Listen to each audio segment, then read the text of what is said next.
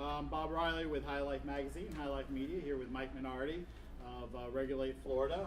You are the chair, correct? I am. I'm the campaign manager, the chairman of Regulate Florida. I'm also the legal director of NORMALIFT Florida, among other titles that I have throughout the state with organizations. And you have Minardi Law, which is your own law firm as well. Minardi Law, yeah.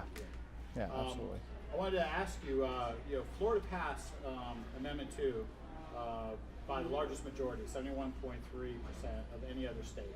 Yeah, we were the only state to have to go into special session in order to be able to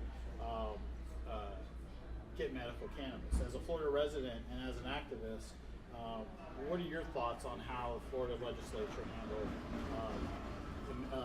implementing Amendment 2? Like a bunch of kids stomping their feet, upset that they passed it and that they have to actually do something about it. Because we know legislatively, prior to that, in 2014, they passed the low THC bill. 2016, they come back and they passed the Right to Try Act. So they've been trying to limit this plant and its availability for the patients for a long time now. So it's nothing different, and it's something that really has occurred in other states as well, as far as programs getting up and running slowly. Well, the Department of Health also didn't allow flower. Do you support flower? Well, yes, and so does our amendment in our Constitution. I currently have a case in St. Lucie County where a card-holding patient, did get arrested for possession of flower, and we are challenging the constitutionality of his criminal charges against him, saying that under Amendment 2, a qualified patient has a right to possess marijuana. The definition of marijuana is any and all parts of the plant, whether growing or not. So that does include flower. Florida legislature. You're fine. You're fine. The Florida legislature made the whole plant medical cannabis, and federally the DEA has just reclassified CBD as Schedule 1. In your opinion, does this mean that CBD, even hemp-derived CBD, is illegal in Florida? So first, let's talk about the first misnomer. The hemp wasn't just reclassified as a Schedule 1. So that's not necessarily accurate in many respects. Number two, under the Farm Act, and the hemp issue is still a gray area in many respects, but let's say one thing is sure. The DA has called out specific products, such as Charlotte's Web previously, and they've done nothing to stop Charlotte's Web from distributing throughout this country. Lucky's Market, national chain, just started carrying it on its shelves.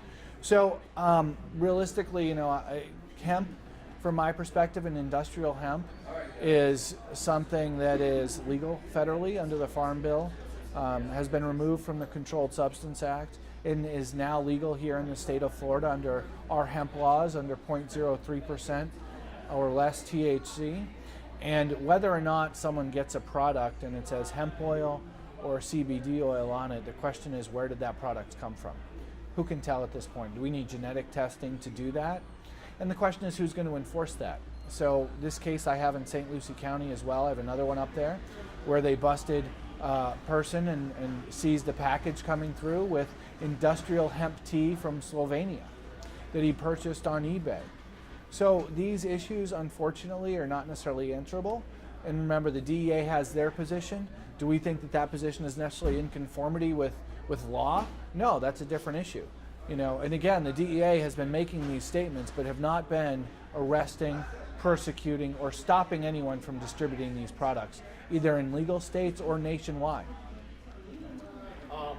You also are chair of Regulate Florida, which has a petition. Can you tell us a little bit more about that and what the petition is all about? So Regulate Florida is our campaign, and under the Political Action Committee, Sensible Florida. Our DBA is Regulate Florida, to regulate marijuana like alcohol.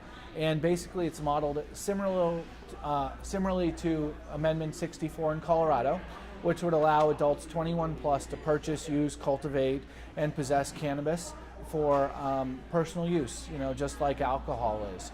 So it is our vision that this will create jobs, this will create tax dollars, and really will be a huge boom for the people and the citizens in the state of Florida. Decrease law enforcement costs, decrease our prison costs, and increase the amount of money that we can put into our schools and our education for our youth, and also safety protocols and understanding responsible use is what we're looking for. Not anarchy, but responsible use by responsible adults. We have this kid the other day who Just unfortunately, I know it was on the news last night, and this is October 26th, a young child who died of an opiate overdose. These things happen every day. We have to teach responsibility. We have to teach our children, just like we do with alcohol. This is for adults and not for children.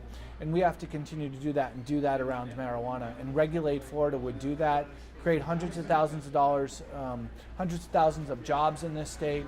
And, from my perspective, at minimum, a $3 billion industry.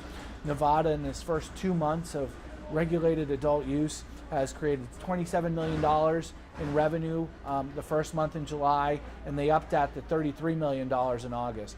And that number is going to continue to escalate. Nice.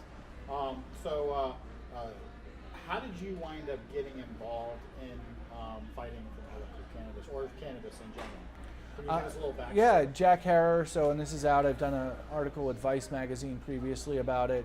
But Emperor Wears No Clothes, book written by Jack Herrer about hemp, how cannabis became illegal, why it was illegal.